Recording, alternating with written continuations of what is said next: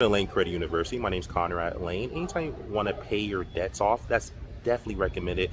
The problem is this though: when you pay your debts off and don't get any proof for it, when you pay your debts off, always make sure to contact the financier and or the originator, or loan originator, or whoever they sold that debt to. And once you pay them, before you even pay them, negotiate with them and say, "Hey, I'll pay this debt off.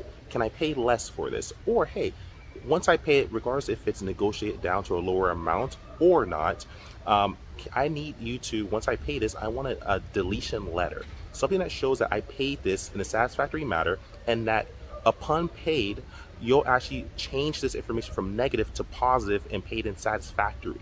You need this because sometimes they might forget, they might not care to, they might just tell you, okay, pay it off and that's it. Make sure if you're going to pay debt off, which you should do, that's responsibility, right? Make sure you get credit that it's going to be turned into a paid satisfactory, and make sure you get proof from them stating that they'll do this, or they'll delete it from your record all entirely, or at least paid satisfactory, or both in some type of fashion.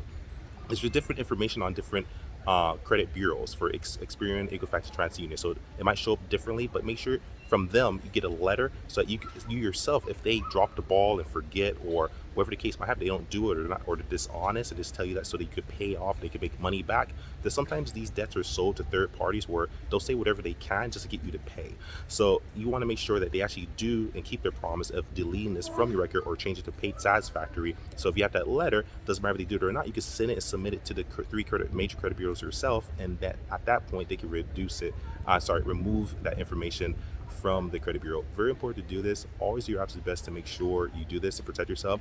Even go as far as documenting that call. If you can, depending on your state, don't do this unless it's allowed. Even record the call, but notify them that you are recording them. But most times they record calls themselves, so that shouldn't be a problem. So what you want to do, you want to get the case ID for that call. Most calls dealing with any type of loan originator or financier, usually they have a number for that call. You'll want to ask them if they give that number to you, write it down. If they don't, ask them, say, what case ID number is this, or what call number is this? They might say 14783.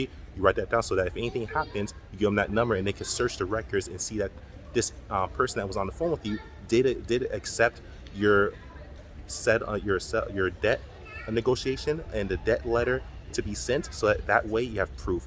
Use their recorded calls against them.